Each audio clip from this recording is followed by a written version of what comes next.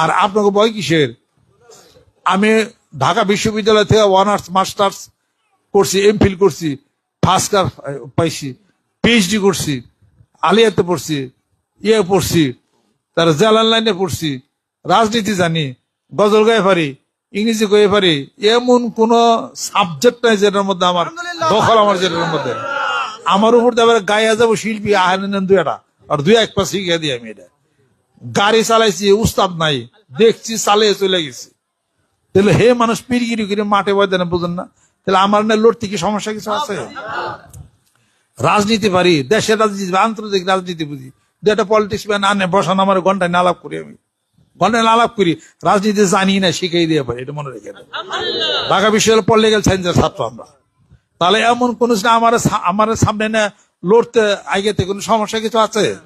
যে কইব আমি নকল করে পাস করছি, আমি এটা কইব, এটা কর কোন নাই। তাহলে এই সুযোগ পায় আপনারা কেল্লিগা হাতছাড়া করবেন, পুরা ঝিনাই জ্বালাইতে আল্লাহর জিকির আলোতে।